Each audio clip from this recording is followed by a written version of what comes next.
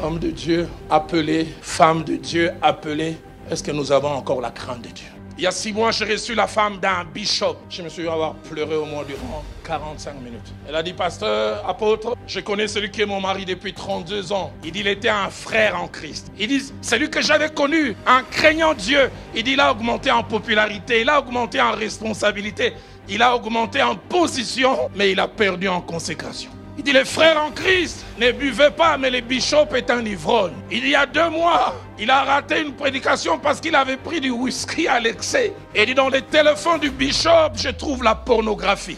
Il dit, ce qui m'a choqué, il y a 3 mois, la sentinelle est venue me dire, 2 femmes prostituées sont venues réclamer leurs factures au bureau du bishop. Seigneur, épargne-moi de cela. Que la crainte de Dieu soit notre partage. Que nous ne soyons pas de ceux qui la prêchent, mais la vivons d'abord. Paul appelé de Dieu, mais toujours craignant Dieu. Homme de Dieu, le salut des âmes, ça vous intéresse encore? Parce que j'ai été choqué à Kinshasa. Il y a 4 ans, entre guillemets, un grand de Kinshasa m'a invité à une convention. 5 jours.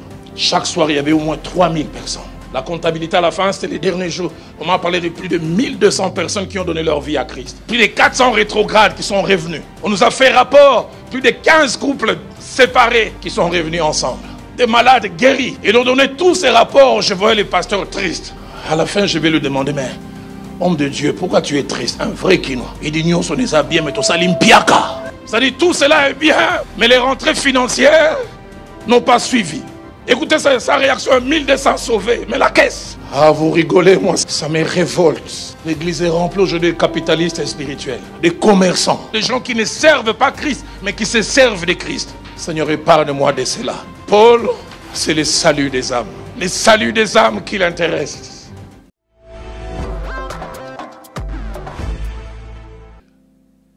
Homme de Dieu,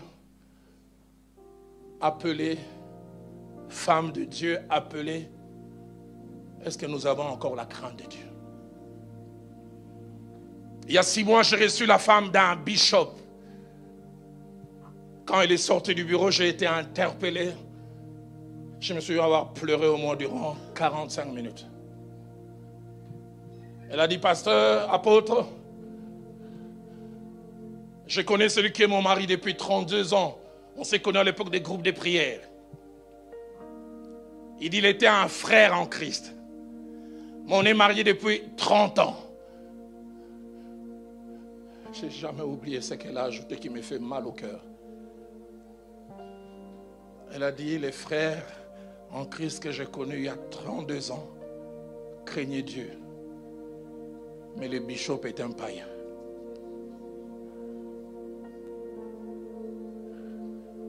Il dit, les frères que j'ai connus craignaient Dieu. Elle m'a même rappelé ce passage que j'ai lu, Ésaïe chapitre 11, verset 13, parlant de Christ comme serviteur de l'Éternel. Il avait dit, il respirera la crainte de l'Éternel. C'est-à-dire, ça sera son style de vie. La version d'Arby dit, son plaisir sera la crainte de l'Éternel. Il dit, celui que j'avais connu en craignant Dieu, il dit, il a augmenté en popularité, il a augmenté en responsabilité, il a augmenté en position, mais il a perdu en consécration. Il dit, les frères en Christ ne buvaient pas, mais le bishop est un ivrogne.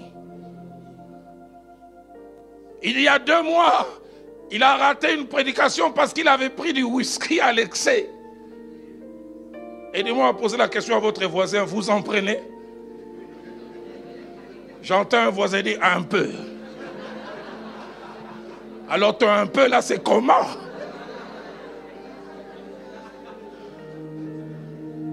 On en rigole. Et dit, dans les téléphones du bishop, je trouve la pornographie. Il dit, ce qui m'a choqué il y a 3 mois, la sentinelle est venue me dire, 2 femmes prostituées sont venues réclamer leurs factures au bureau du bishop. Seigneur, épargne-moi de cela. Que la crainte de Dieu soit notre partage. Que nous ne soyons pas de ceux qui la prêchent, mais la vivons d'abord. Paul appelé de Dieu, mais toujours craignant Dieu.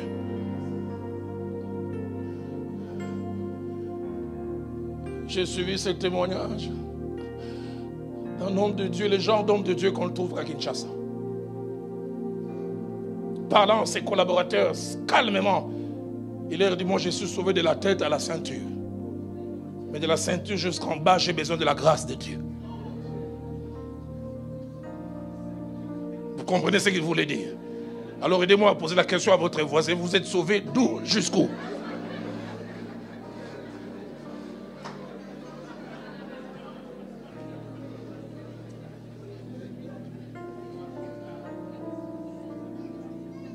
J'aime quand Abdias rencontre Élie dans 1 Roi 18 au verset 12. Il ne se présente pas, il dit je prêche. Non, pas je ressuscite le mort. Il dit ton serviteur craint l'Éternel. Seigneur, remets la crainte de Dieu dans ta maison. Remets la crainte de Dieu dans ta maison.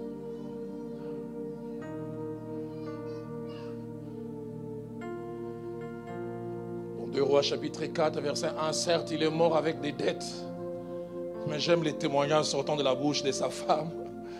Quand la femme du prophète va parler à Élisée, dit, ton serviteur, mon mari est mort, mais il craignait l'Éternel.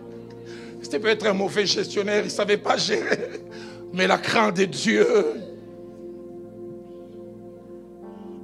était son partage. Non seulement que Paul craignait Dieu, mais tellement passionné de Dieu qu'il n'a jamais perdu son premier amour. Le Seigneur parlant à cette église dans Apocalypse chapitre 2 verset 4, le Seigneur ne condamne pas un abandon total. Il dit, ce que j'ai contre toi, tu as abandonné ton premier amour. D'autres versions disent, tu ne m'aimes plus comme autrefois. Qu'il est triste de voir des gens monter en responsabilité, en notoriété, en position et perdre en consécration. Seigneur, je n'aimerais pas être un bon pasteur, j'aimerais d'abord être un bon enfant de Dieu. Je n'aimerais pas d'abord être un bon prédicateur, je voudrais être un craignant Dieu.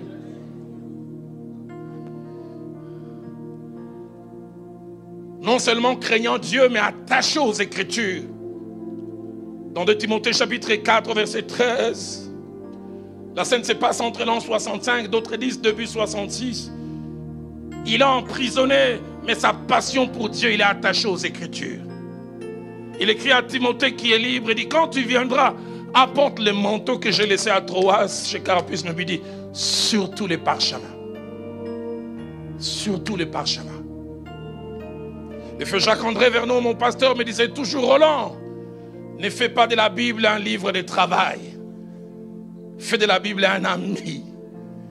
Ne lis pas par rapport à ce que tu vas prêcher. Lis chaque jour. Et j'essaie de la lire. Parce que le feu Jacques-André Vernon me disait cette phrase, la deuxième que j'oublie jamais. Roland, ou la parole de Dieu t'éloignera du péché, ou le péché t'éloignera de la parole de Dieu. Et Paul était attaché aux Saintes Écritures. Cela me fait penser à ce merveilleux psaume, le 119, verset 16, verset 24, verset 47 et verset 92 ou 92. Écoutez ce qu'il dit au verset 16. Il dit, je fais mes délices, tes statuts. Je n'oublie point ta parole. J'aime les thèmes qu'il utilise, délices. Quelque chose derrière laquelle on languit. Au verset 24, il dit, tes préceptes font mes délices. Ce sont mes conseillers. Et Paul avait cette passion. Verset 47, je fais mes délices de tes commandements, je les aime.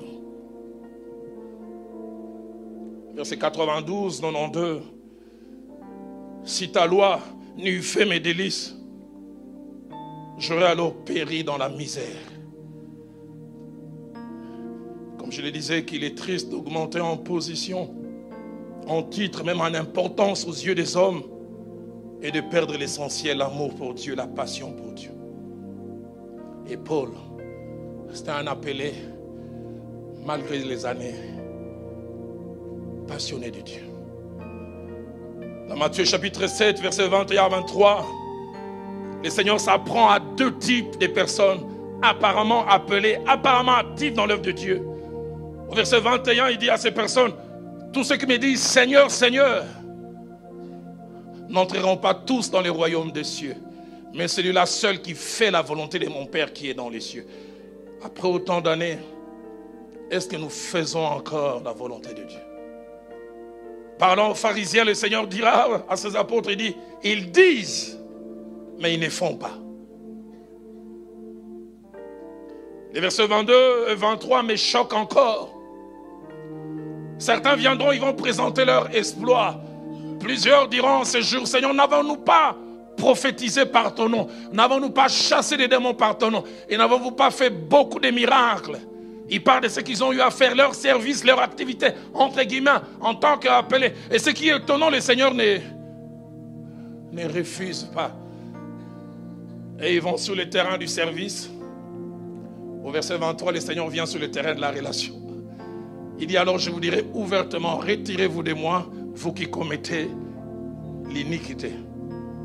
Ah bon, il est possible de prophétiser en commettant l'iniquité?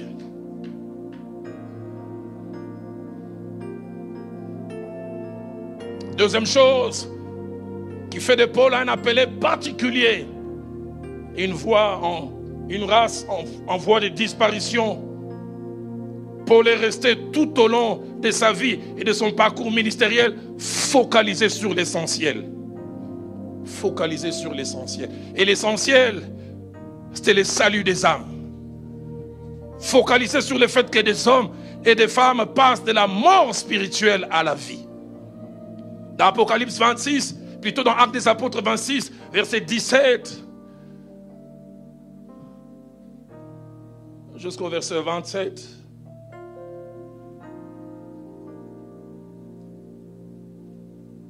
nous voyons cela. Il rappelle le mandat ou la commission qu'il a reçue de Dieu. Il dit, je t'ai choisi au milieu de ce peuple, au milieu de ces païens, vers qui je t'envoie, Dieu voulant, je reviendrai sur ça demain. Et il dit, afin que tu leur ouvres les yeux, pour qu'ils passent des ténèbres à la lumière, et de la puissance de Satan à Dieu, pour qu'ils reçoivent par la foi en moi, le pardon des péchés, et l'héritage des sanctifiés. C'est ce qu'il avait reçu plus de 30 ans. Et j'aime ce qu'il dit au verset 20, à ceux de Damas d'abord, ceux de Jérusalem et dans toute la Judée et chez les païens, j'ai prêché la repentance et la conversion à Dieu avec la pratique d'œuvres dignes de la repentance. J'ai mis mon cœur, j'ai mis mon énergie, j'ai mis ma force pour cela.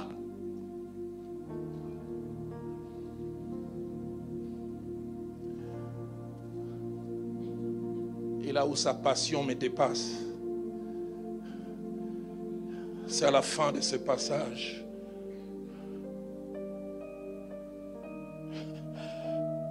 Pour les prisonniers, ça fait des semaines et semaines, permettez-moi les termes, on les trimballe d'un prétoire à l'autre. Il doit être fatigué physiquement, fatigué moralement. Moi, à sa place, je chercherai tous les moyens pour ne plus être prisonnier. Mais au beau milieu de sa plaidoirie, il trouve une vertu pour gagner encore une âme. Verset 27, crois-tu au prophète roi Agrippa? Je sais que tu y crois. Verset 28, et Agrippa dit à Paul, tu vas bientôt me persuader de devenir chrétien. J'aime sa réplique. Que ce soit bientôt, que ce soit tard, plaise à Dieu que non seulement toi, mais encore tous ceux qui m'écoutent aujourd'hui, vous deveniez tel que je suis, à l'exception de ces liens. Homme de Dieu, le salut des âmes, ça vous intéresse encore? Parce que j'ai été choqué à Kinshasa. Il y a 4 ans, entre guillemets, un grand de Kinshasa m'a invité à une convention. 5 jours. Chaque soir, il y avait au moins 3000 personnes. La comptabilité à la fin, c'était les derniers jours. On m'a parlé de plus de 1200 personnes qui ont donné leur vie à Christ. Plus de 400 rétrogrades qui sont revenus. On nous a fait rapport, plus de 15 couples séparés qui sont revenus ensemble. Des malades guéris. Ils ont donné tous ces rapports. Je voyais les pasteurs tristes. À la fin, je vais lui demander, mais homme de Dieu, pourquoi tu es triste? Un vrai Quinois. J'essaierai de traduire ça en français. Il dit, nous sommes des habillés, mais tout ça, l'impiaka. Ça dit, tout cela est bien, mais les rentrées financières n'ont pas suivi.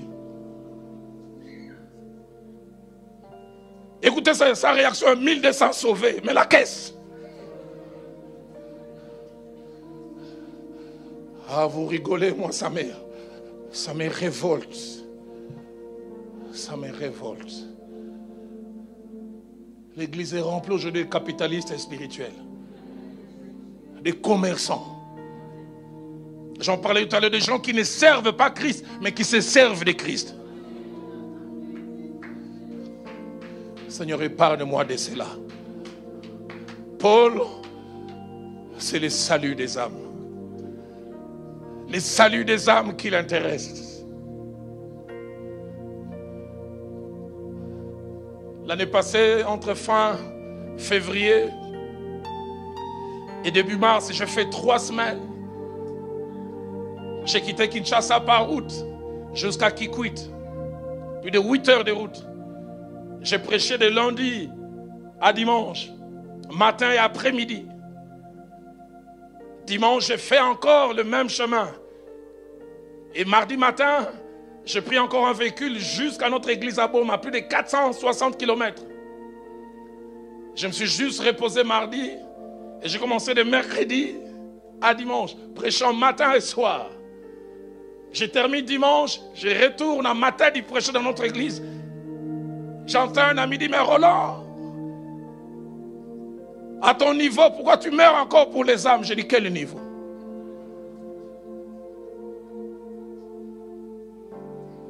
Là où il y a les âmes, je vais y aller.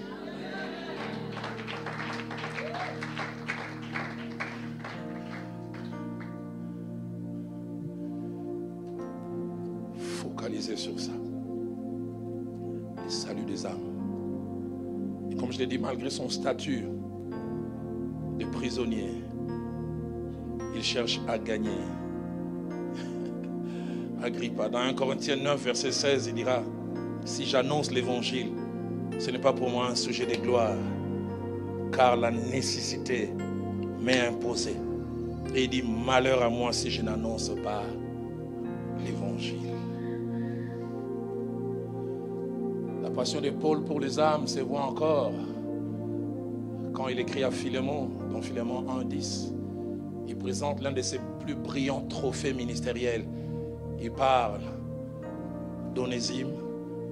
Il dit, mon fils que j'ai gagné dans les chaînes. Il est dans les chaînes, mais encore passionné pour les âmes. Passionné pour le salut.